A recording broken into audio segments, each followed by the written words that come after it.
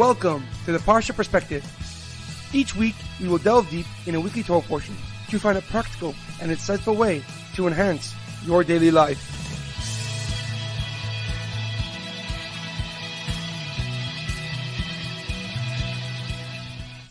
Thank you for tuning in. My name is Rabbi Shalom Yamini, and each week we will look into the weekly Torah portion to find practical and insightful ways to enhance your daily life. This week's Parsha Perspective is in loving memory of my grandfather Yaakov Yosef ben Arya Leib, Edward ben Ephraim, Shlomo ben Edward, Yerachmiel Daniel ben Gedalia, and Tzvi ben Yosef. May their souls be uplifted and may their memories be a blessing. This week's Parsha Perspective is in honor of the Refuah Shalema of Rav Amita ben Shoshana, Shaul ben Brita, and Sesel Betzal ben Batya. May they have a complete and speedy recovery. This week's Parsha Perspective is dedicated in honor of the birthday of Yael Liskevich. May Hashem bless her and her husband Aaron with a year of happiness, success, and health. Parshas Vayera, expect only of yourself. Our parsha begins with Hashem appearing to Avram Avinu just after having a circumcision, a bris milah. To ease his pain, God made the sun exceptionally strong, so therefore there would be no travelers for Avram to host and to bother him while he was healing. But after seeing how much it bothered Avram that he had no one to help, God sent 3 messengers, 3 angels in the form of men to visit him. As soon as Avram saw these 3 travelers, he quickly ran to them and brought them to his tent. He washed their feet and had them cool down in the shade, while Sarah prepared 3 matzahs for the guests, as it was the Yom Tov, it was the holiday of Pesach. Avram then sent his son Yishmael to slaughter 3 small calves for his guests to eat. And although Avram just had a circumcision at bris milah, he himself attended and took care of each traveler, of each angel. One of the angels' jobs was to inform Avram and Sarah that they would have a son precisely in 1 year. And when Avram was told, Sarah, who was listening from a tent, began to laugh to herself. And she thought, it is physically impossible for her to have a child. But God was not impressed with Sarah. And he turned to Avram and said, is there anything too difficult for me to do? I will return to you in 1 year at the same time, and Sarah will have a son.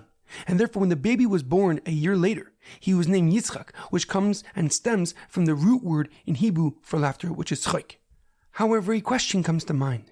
The Torah details Avram's enormous feast for his guest. He slaughtered 3 separate calves just to serve their tongue to each of his guests. Yet when Avram first encounters them, he says, Yukach na ma'at mayim v'rachatzu raglechem v'yishanu tachas ha'etz. Please take a little water, clean your feet, and rest under the tree. Why does the Torah detail Yukach na ma'at? Why take a little water rather than just say Yukach na mayim, just take water? The Radak Rav David Kimchi, a biblical commentary from the 11th century, answers this question by explaining that Avram was an extremely humble servant of Hashem, of God. Hence, he would constantly downplay and minimize his generosity because it's all from God. And so therefore, he told the angels, Yukach na ma'at mayim, take a little water, to downplay and minimize the fact that they were about to have an enormous feast in the middle of the desert. Furthermore, Avram's most treasured mitzvah was having guests. As we know, his tent was open on all 4 sides to invite people in.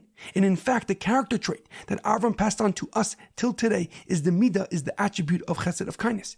And so therefore, he wanted his guests to have no expectations, for heaven forbid he fails to live up to them.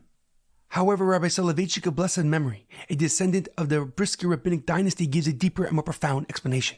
He repeats Rashi's explanation as to why Avram in the beginning wanted them to wash their feet. Rashi quotes the Gemara in Bab Metzia that explains that Avram had all his guests wash their feet if they worshipped idols.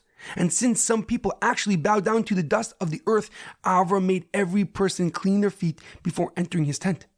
But when Avram said, please take a little water, Rashi explains that he was not talking to the angels, to the travelers, but rather to his avadim, to his servants, meaning that Avram wanted water to be brought, and then he said to the angels, Rachatzu raglechem, wash your feet. Rabbi Soloveitchik explains that Avram wanted only a little water because it was his servants who were bringing the water, and he did not want to burden them with carrying a significant amount of water so each angel can wash their feet thoroughly. And since Avram did not honestly know if these travelers, who were really angels, worshipped the dust of their feet, he only requested a small amount of water, not to overwork his servants because of his doubts. But when it comes to his own actions, Avram went above and beyond the norm to treat his guests with his level of hospitality. He had 3 separate calves slaughtered just to give each angel and traveler a whole tongue, which was the best part of the animal at that time. He gave them matzah straight from the oven, and he gave them freshly made butter, as the pasuk details. Vayikach kemach b'chalav uben bakar asher asa vayitin lifneim, v'hu amad aleim tachas ha'etz vayachelu. And he took butter, milk, and the calf that was prepared, and set it before them, and he waited on them under the tree as they ate. Rabbi Soloveitchik learns from Avram not to presume that others are on the same level of piousness as we are. We cannot expect others to act on our degree of piety and holiness. Rather, we should teach others our outlook and our perspective and let them come to their own conclusion. In our daily life, it is imperative that we understand that expecting others to think and act like we do will lead to constant frustration in our daily life. Every person is going through their own journey with trials and tribulations shaping their worldview and opinions. But this singularity is what makes each of us precious, unique, and irreplaceable. And most importantly, this change of mentality will stop the cycle of disappointment in others when they fail to live up to your expectations. And this will rekindle your faith in the potential of every person to accomplish far beyond your imagination. There's an amazing quote that I once read. If you expect great things of yourself and demand little of others, you will keep resentment far, far away. Have a great weekend and good Shabbos.